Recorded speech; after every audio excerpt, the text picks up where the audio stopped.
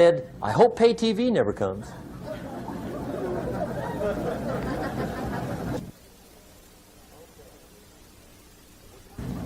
Okay. We're trying to cover an awful lot tonight, I realize that. But my time schedule is such that we just have to sort of give it all to you and let you sort the rest out. I wish we had plenty of time for questions and answers and that whole thing, but our time is just limited.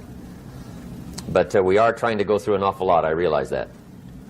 But looks like everybody's getting it. This is about the note-takingest crowd I've seen in a long time. Incredible. Does anybody have 5 pages yet? Anybody? Oh, fantastic. Incredible. Okay.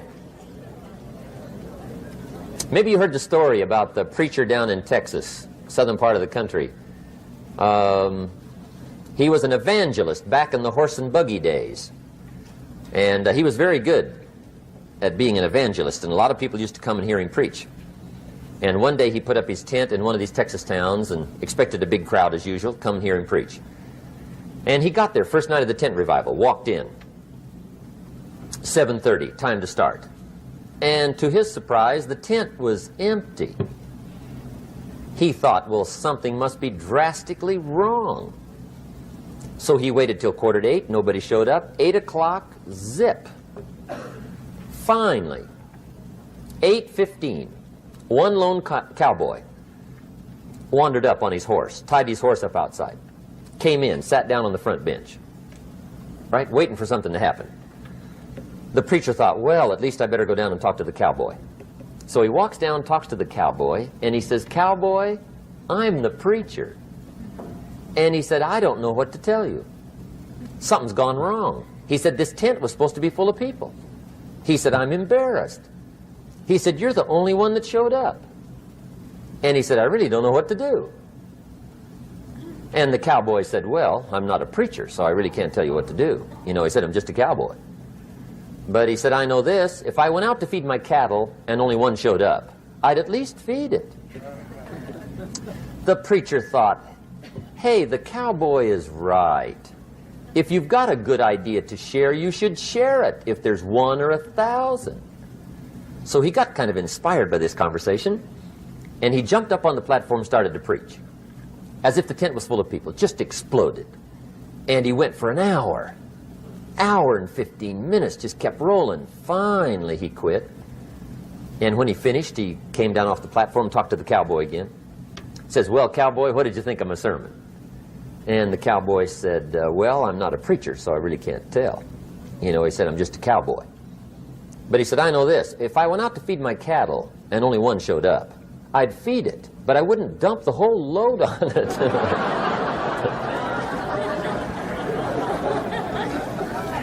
So anyway, if it seems like we're dumping the whole load tonight, I guess we are. But gosh, everybody's doing well. I'm having a good time. I appreciate the response here tonight. Okay, the next subject is setting goals. Let me show you what turned my life every way but loose. Mr. Schoaf dropped this idea on me, changed me completely. Setting goals. Here's what can easily happen if you don't set goals. It's easy to let life deteriorate into making a living instead of designing a life. And we all have a choice. Make a living or design a life. It's easy to get trapped by economic necessity and settle for existence rather than substance. That's easy. But the best advice I can give you on how to break out of that trap is to learn how to set goals. Mr. Schoaf put it to me this way. He said, Jim, if you had enough reasons, you could do the most incredible things. I never forgot how he put that. If you have enough reasons. See, reasons will change your whole life. Mr. Schoaf said to me, he said, Mr. Rohn, I think you've got plenty of intelligence, you've got plenty of talent, you've got plenty of ability. Probably what you lack is plenty of reasons. He said, I don't think your current bank balance is a true indication of your level of intelligence. I was happy to hear that. He said, I think you're much smarter than your present bank balance indicates. And that turned out to be true. I was much smarter. But of course my first question was, well then why isn't it bigger? And he said, you don't have enough reasons. You've got enough intelligence, but not enough reasons. So see, reasons can change your life. Here's what else I found out. Reasons come first, answers come second. You don't get the answers to do well till you get the reasons. Life has a mysterious way of hanging on to all the answers and only gives them up to the people that are inspired by reasons. So reasons make the difference in how your life works out. Now, what are some of the reasons for doing well? Let's go through a quick list called Reasons for Doing Well. First is personal reasons. Some people do well for recognition. Some people do well for respect. Some people do well for the way it makes them feel. They love the feeling of being a winner. Those are good reasons. I have some millionaire friends that keep working 10, 12 hours a day, making more millions. And it's not because they need the money. It's because they need the joy and the satisfaction and the pleasure that comes from being a constant winner. And see, it's not just the money anyway. It's the journey, not the money. Once in a while somebody says to me, boy, if I had $1 million, I'd never work another day in my life. That's probably why the good Lord sees to it they don't get their million, right? They'd quit. They'd quit. Okay. Next is family reasons. Some people do extremely well for other people, and that's powerful. Human beings can greatly affect each other. Sometimes we will do things for somebody else we will not do for ourselves. We're made that way. I met a man one time who said, Mr. Rohn, to do all the things I want to do with my family around the world, he said, I got to have at least $250,000 a year. I thought, incredible. Could a guy's family affect him that much? And the answer is, of course. How fortunate are the people that find themselves greatly affected by somebody for personal achievement. And we are affected. The writer of a recent song said, if not for you, the winter would hold no spring, couldn't hear a robin sing. I just wouldn't have a clue if not for you. So we can be affected. That might be one of the most stimulating reasons to do well, finding somebody. When Andrew Carnegie died, the wee little Scotsman that built the big steel industry, when he died, they opened up his desk, and in one of the desk drawers, they found a slip of paper. On that piece of paper, Mr. Carnegie had written his goal for his life, and he wrote it when he was in his 20s. And on that piece of paper, it said, I'm going to spend the first half of my life accumulating money. I'm going to spend the last half of my life giving it all away. What a goal. He got so inspired by that goal that the first half of his life, he accumulated $450 million. And the last half of his life, he gave it all away. Good question tonight. What's got you turned on? What's got you bombed out of sight to get up early and stay up late and hit it all day? Next question. What's got you turned off? When I found the answers to those two questions, my life exploded into change. I finally found out what had me turned off, and I got that cured. And then I got me a long enough list of reasons to turn me on. And once the lights went on for me, age 25, they've never gone out. I've fallen out of the sky a few times, but I've never lost that drive to make something unique out of my life. See, reasons altered my whole life. Now, there's another list of reasons called nitty-gritty. Hard little reasons. Sometimes those little reasons are the most powerful reasons that can change your life. Sometimes it doesn't take much. I now carry several $100s in my money clip. It's only a few $100s, but it was one of those reasons turned my life around. Just before I met Mr. Shoaf, I heard a knock at the door. I go to the door, and there's a little girl standing there about this tall selling Girl Scout cookies. And she gave me one of the finest sales presentations I've ever heard. Special deal, several flavors, this whole package of stuff, $2. And with a big smile, she very politely asked me to buy. And I wanted to. Big problem. I'm broke. I don't have $2. And to this day, I can remember the pain and the embarrassment. I'm a father, I'm a husband, I've been to college, I'm working, I'm 25, I don't have $2. And I didn't want to tell her that for some reason.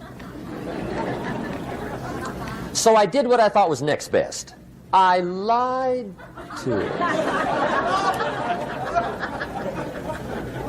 I said, hey, look, I've already bought lots of Girl Scout cookies. I've still got plenty stacked in the house, which was not true. But it seemed to get me off the hook for the moment. She said, well, gosh, that's wonderful. Thank you very much. And she went away. When she left, I closed the door, and that was the day I said to myself, I don't want to live like this anymore. I've had it with lying, and I've had it with being broke. I'm never going to let this happen to me ever again. I promised that day I would work as hard as possible and would always carry plenty. It took me a little while, but now I do. It was one of those reasons. And I guess I carry plenty for two reasons. One is the way it makes me feel, but also in case I bump into another Girl Scout selling cookies. Right? I'm ready.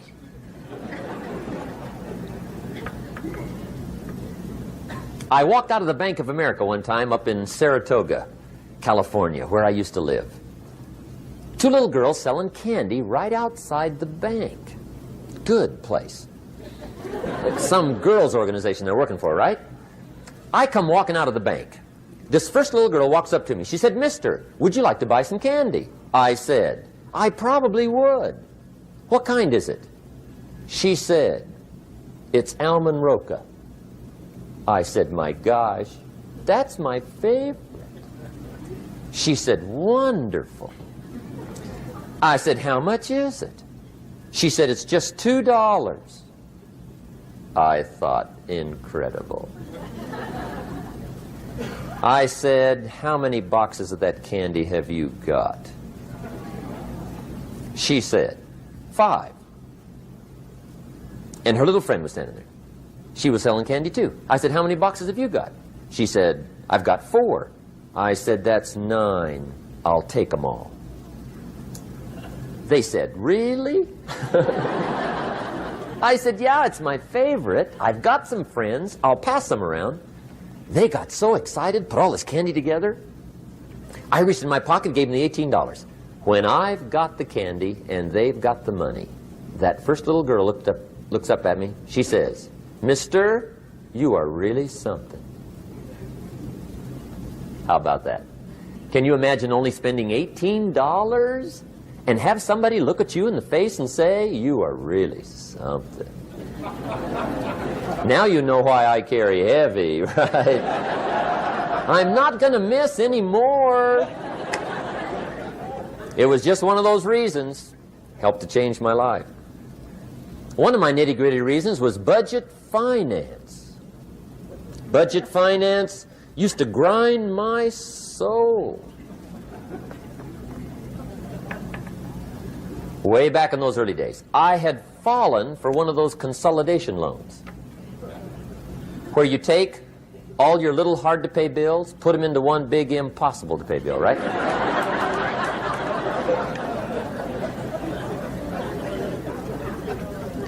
I would get 4 or 5 payments behind. This one guy used to call me day and night. I don't think they're allowed to do that anymore. Harassed me. Threatened to run me in front of the judge. Threatened to ruin my credit. Threatened to embarrass my family. One day he said, we're going to come get your car, drag it rear end up down the street in front of your neighbors. The guy even called me a flake. And back in those days, I'm broke, I'm pitiful, there's nothing I can do about it. But I never forgot how the guy treated me. And when I met Mr. Schoaf, and I got my life straightened out, and the money started to flow, that was one of my first projects, budget finance. I poured it on day and night. I finally put all the money together I owed him, which was considerable. I picked a day for the payoff. And when the payoff day came, I put the money in small bills in a big briefcase.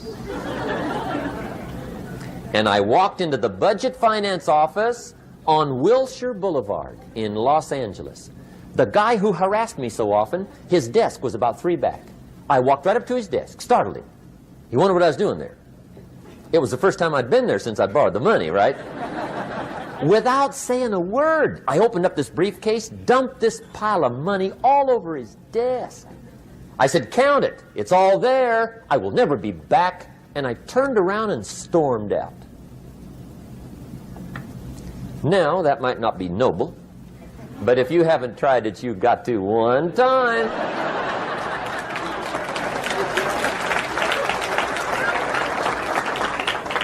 It can be the day that turns your life around. All you need is a reason that turns you on. One of my dear friends, Robert Depew, Bobby used to be a school teacher in Lindsay, olive capital of the world. Bobby taught school several years, got a little weary teaching school. One day decided he wanted to get into sales. So without telling anybody, he just up and quit his job teaching school and jumped into sales. When he did, his brother made fun of him, laughed at him, put him down, said Robert's lost his mind.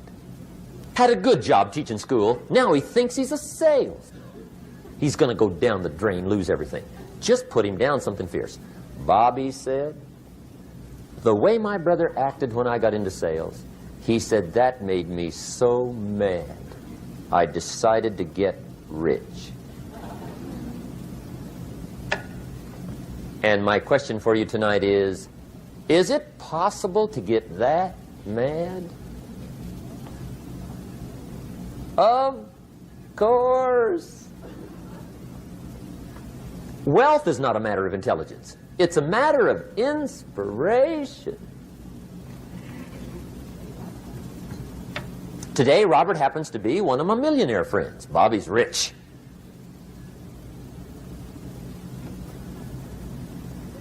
Frank Sinatra said one time, the best revenge is massive success.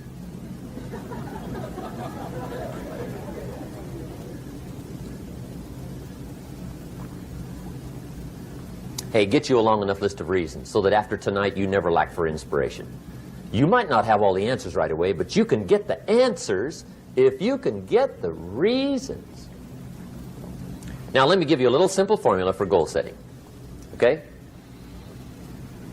We take 2.5 hours on the weekend for the whole 10-year plan. We don't have time for that tonight. But let me get you started with a little simple formula Mr. Schoaf gave me.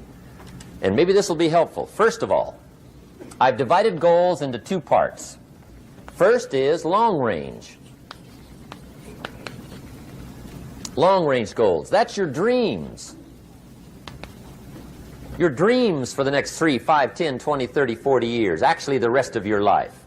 Your dreams. You've got to keep dreaming.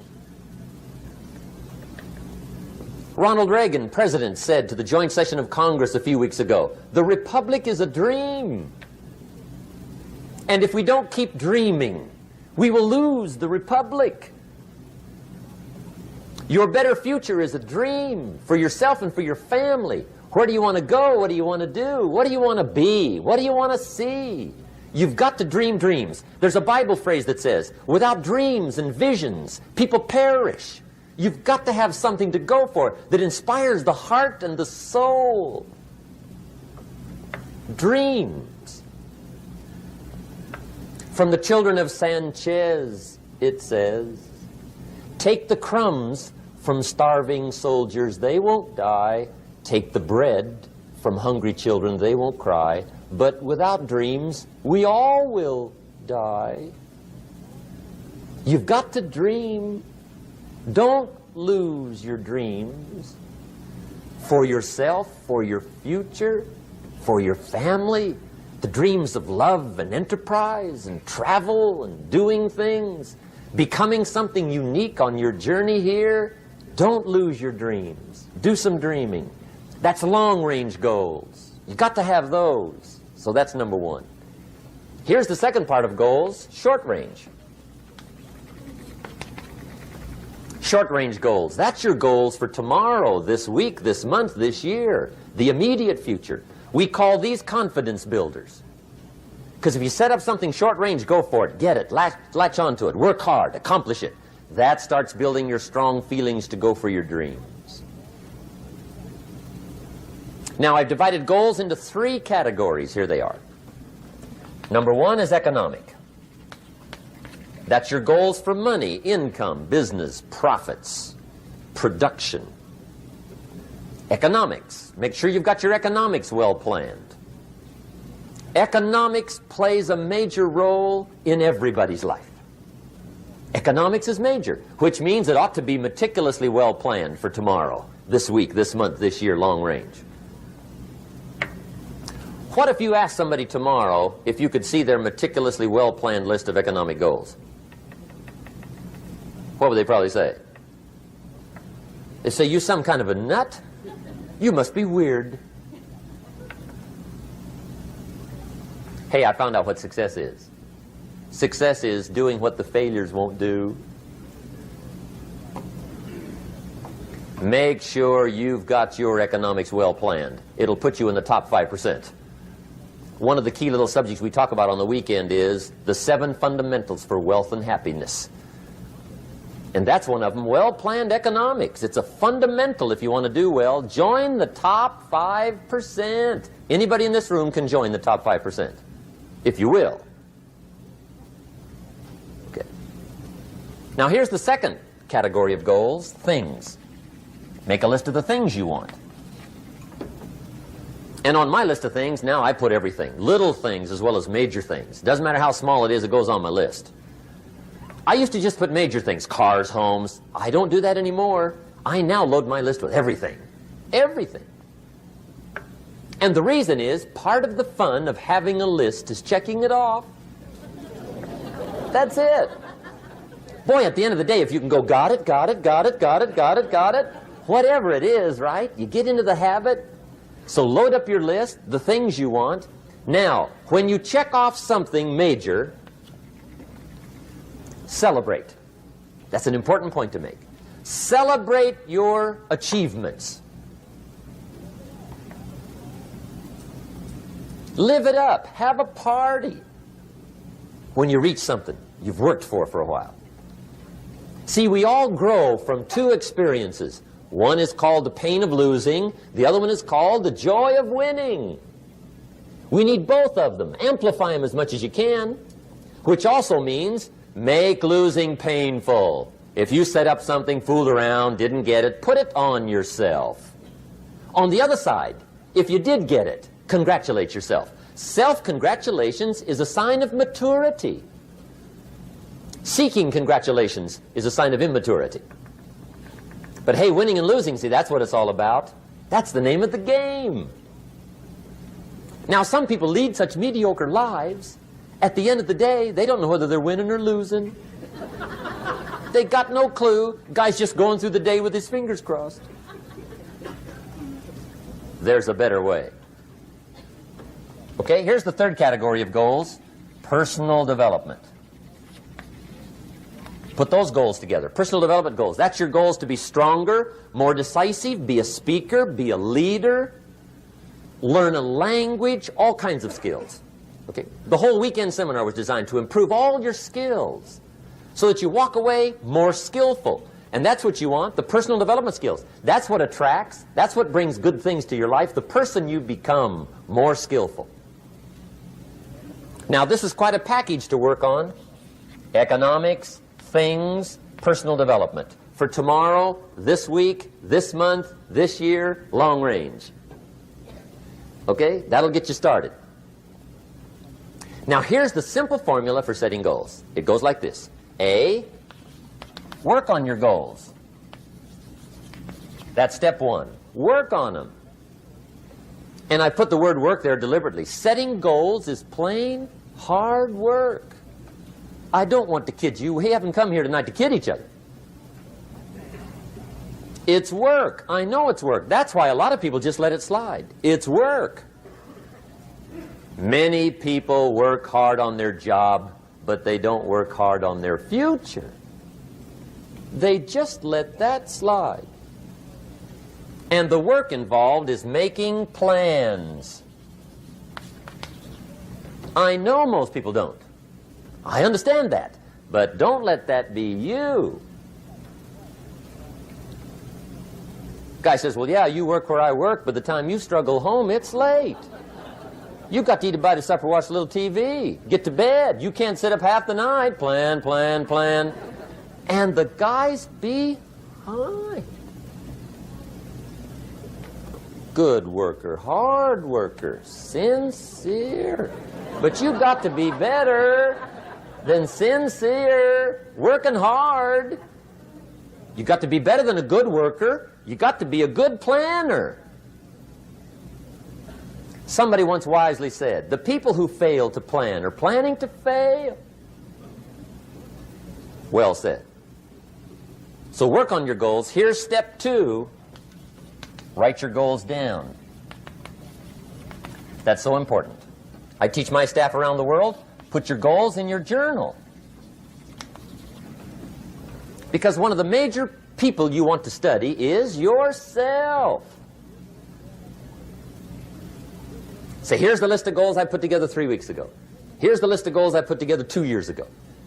Here's some of the changes I made, rearrangement of my priorities. I scratched these off, I put these on, I've gotten these. Study your accomplishments, study what your desires are. Put them on paper, write them down. Here's another reason for writing your goals down. It shows you're serious about doing better. And to do better, you gotta get serious. You don't have to be grim, but you must be serious. Everybody hopes things will get better. Everybody hopes. Poor people hope. That ought to tell you something. It means the future does not get better by hope. It gets better by plan. I used to have the affliction called passive hope. It's an affliction. It's bad. Probably what's even worse than that is happy hope. Now that is really bad. That's bad. Happy hope. The guy's 50 and he's broke and he's still smiling. See, that's not good. So get serious about your goals. Put them on paper. Write them down. There's all kinds. His goals, her goals, their goals. Business goals, financial independence goals, family goals. I mean, there's so many things to work on this that if you don't get busy and work on it, sure enough, the time will pass. And sure enough, 5 years from now, you'll wind up where you don't want to be, wearing what you don't want to wear, driving what you don't want to drive, being what you don't want to be. Now's the time to fix it. Now, here's the third step to your goals. Check the size of your goals and the kinds of goals. How big they are, what kind they are, affects you. And here's one of the important phrases of the evening. Your goals are affecting you, whatever they are. Your goals affect your handshake. Your goals affect your attitude, personality. Your goals affect the way you walk, the way you talk, the way you dress. All day long, we're being affected by our goals. Now, some people have goals, but they have such lousy goals. The effect is bad. I asked a guy one time, what are your goals for this month?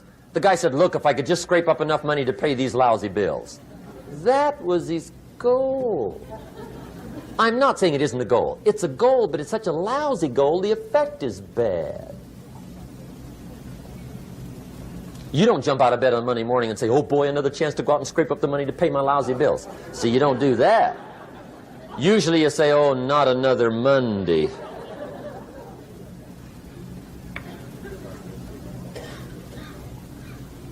And some people have so given up on life, they have joined the thank God it's Friday club. How sad. Surely those are the same people, when life is over for them, will say, thank God it's over. Let me give you a Bible philosophy that teaches how to get whatever you want. That's the title of the next set of notes. How to get whatever you want. From the Bible. Now again, I'm an amateur when it comes to the Bible. I'm not a pro. But this I can quote, and I think that'll be sufficient. How to get whatever you want. Here's what it says if you're ready. It says, ask.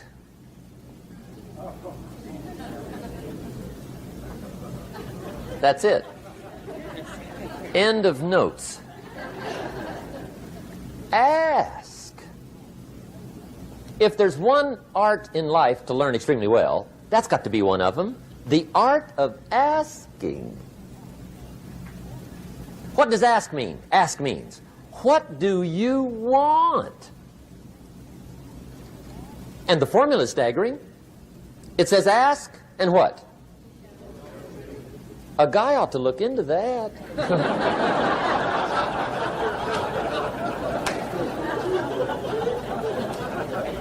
He says, yeah, but you work where I work. By the time you struggle home, it's late. You've got to eat a bite of supper, watch a little TV, get to bed. You can't sit up half the night, ask. And the guys behind. See, you've got to be better than a good worker. You've got to be a good asker. Now, let me give you 3 key points on asking and receiving. This can do it.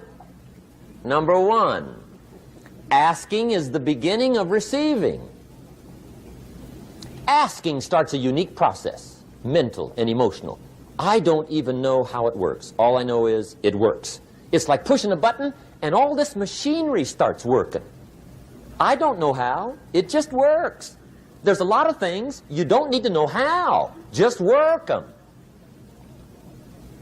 Some people are always studying the roots. Others are picking the fruit. I mean, it depends on what end of it you want in on. Asking is the beginning of receiving, so start the process. Here's number 2. Receiving is not the problem. Receiving is automatic. Now, if that's true, receiving is not the problem, what's the problem?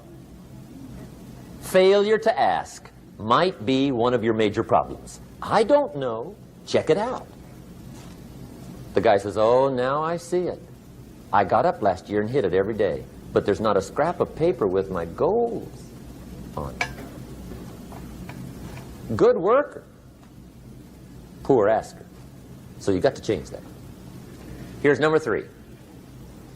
Receiving is like the ocean. There's plenty, especially in California. It's like an ocean here.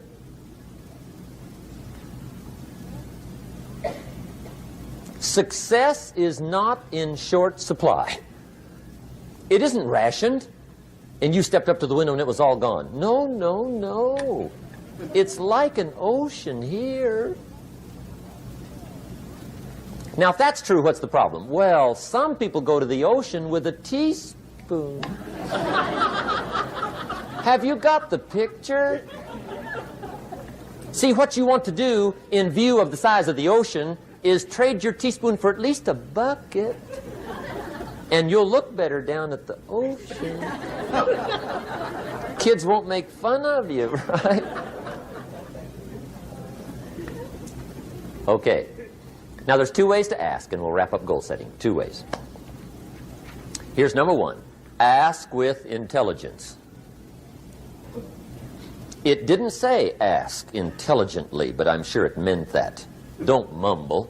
You don't get anything by mumbling. Be clear. Be specific. Intelligent asking means how wide, how high, how soon, when, what size, what color, how much. Define what you want and describe what you want. That's powerful. In the weekend seminar we teach, goals become like a magnet. They pull you that direction. And the better you describe them, the more they pull. So ask intelligently. Here's number two. Ask with faith. That's the childish part of the equation.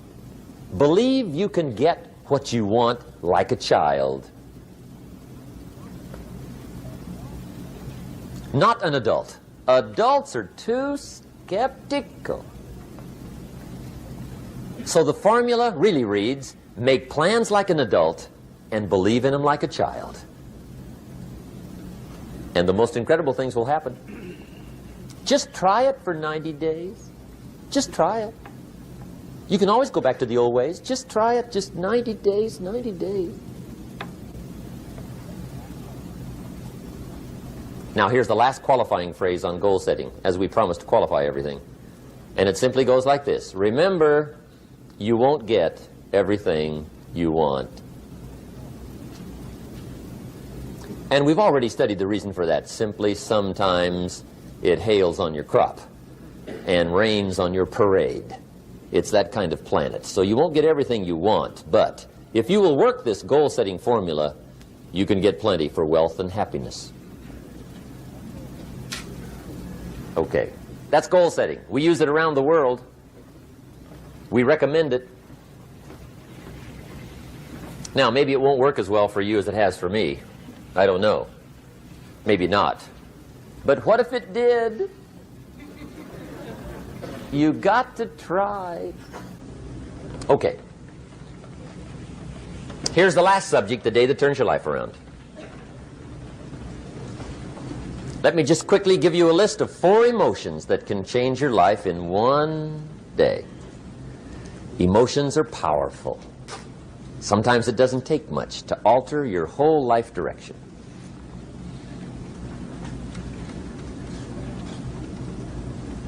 Okay, here they are. Number 1, disgust. Powerful emotion. Disgust says, I have had it. See, that could be the day. The day you can say, I've had it. And whether you've had it with something small or something major, the day you can say, I've had it, may not be the day it ends, but the day it begins. That's what I said when that little Girl Scout left my door when I'm 25. I give her the big lie, she leaves, I say, I don't want to live like this anymore. I've had it with lying and being broke. Powerful day. The man's finally had it with mediocrity. He's had it with being a loser. He's finally had it with those awful sick feelings inside, knowing his wife is at the grocery store looking at 2 cans of beans, one marked 37 cents, one marked 39 cents, and the guy sick inside knows his wife's going to buy the 37-cent can, and she doesn't even like the brand. Do you know why she's going to buy the 37-cent can? To save 2 cents. The guy sick inside finally says, I've had it.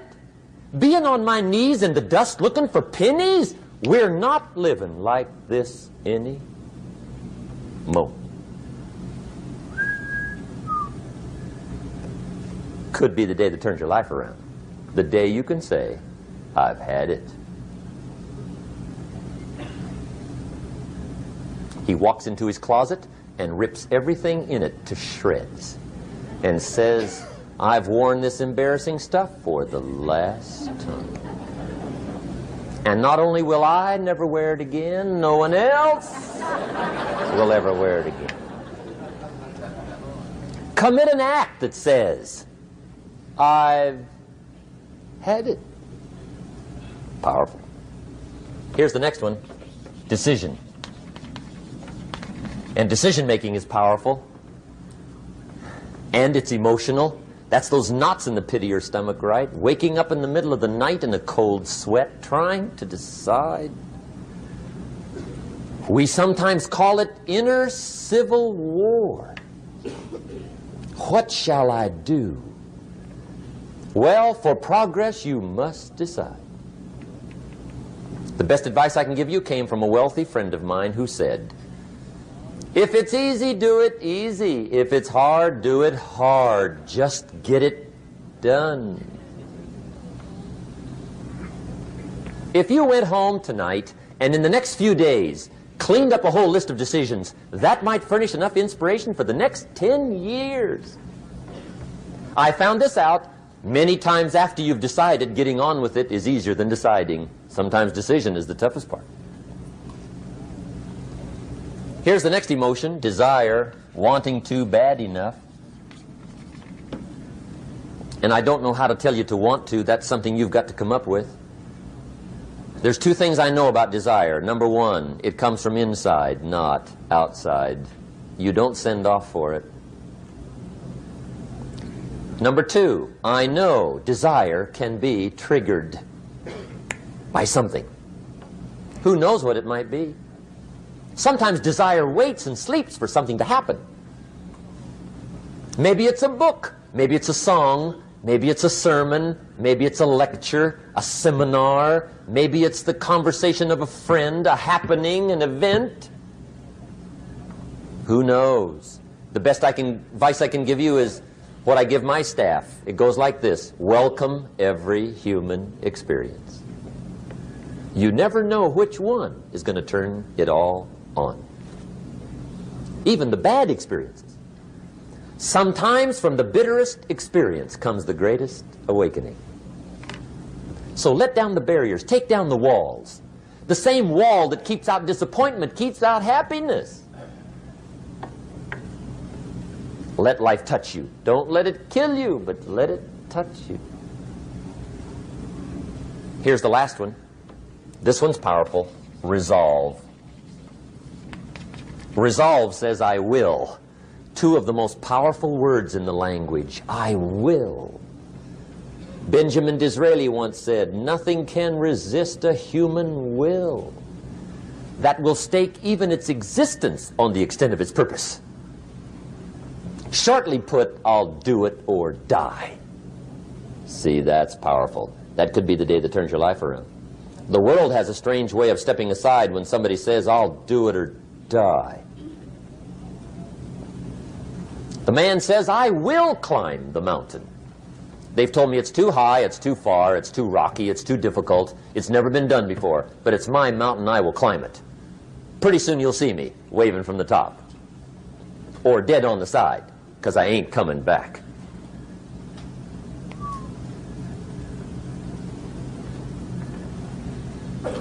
The best definition I ever got from the word resolve came from a little junior high girl in Foster City, California, up north.